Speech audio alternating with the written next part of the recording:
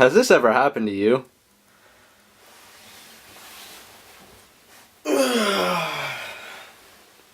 Oh no! What's that? A fire? If only I could have been warned beforehand! Now I'm gonna die! This could have been easily avoided if we had a smoke detector. Well, hello. My name's Kyle Stroud, and I'm here to talk to you guys today about a little thing called smoke detectors.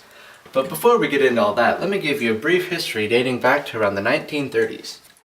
In the late 1930s, the Swiss physicist Walter Jaeger tried to invent a sensor for poison gas. He expected that the gas entering the sensor would bind to ionized air molecules and thereby alter an electric current in a circuit in the instrument. His device failed. Small concentrations of gas had no effect on the sensor's conductivity. Frustrated, Jaeger lit a cigarette and was soon surprised to notice that the meter on the instrument had registered a drop in current. Smoke particles had apparently done what poison gas could not. Jaeger's experiment was one of those advances that paved the way for the modern smoke detector. It was 30 years, however, before progress in nuclear chemistry and solid-state electronics made a cheap sensor possible. While home smoke detectors were available during most of the 1960s, the price of these devices was rather high. Before that, alarms were so expensive that only major businesses and theaters could afford them. There are two different types of smoke detectors available to the consumer. Okay, so the first one is the ionization smoke detector. It uses a radioactive source to detect the smoke. And there's one right there. It's dangling around. Might not even work. Yeah. The second is the photoelectric cell detector, which uses an optical sensor to measure the intensity of light and goes off when it sees the smoke.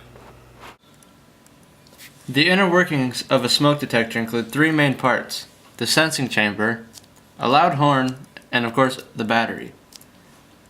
A test button up here at the top lets you know if the sensor and alarm are working properly, and your battery should be replaced yearly on a regular schedule.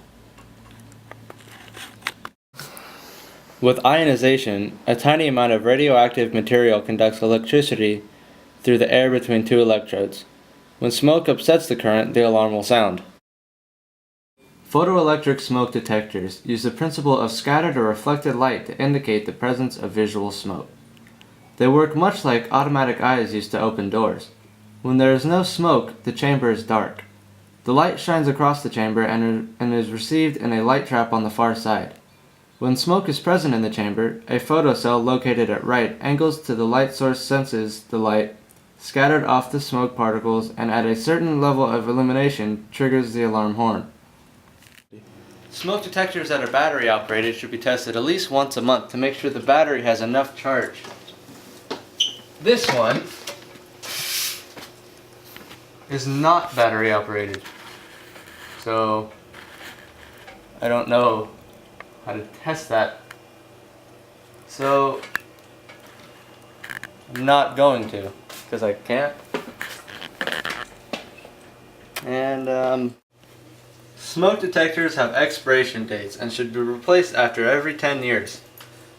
This is because of the radioactive isotopes inside the detectors. Smoke detectors come in many shapes and sizes. Smoke detectors have been miniaturized, and some even have been designed to match the decor and decorating styles of your home. This one is beautiful. So now that you know a little bit about smoke detectors, like how they work and what makes them work, let's see one in action.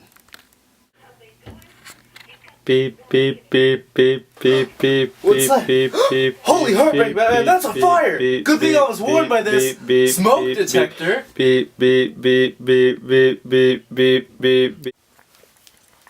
So I pretty much told you everything you need to know about smoke detectors.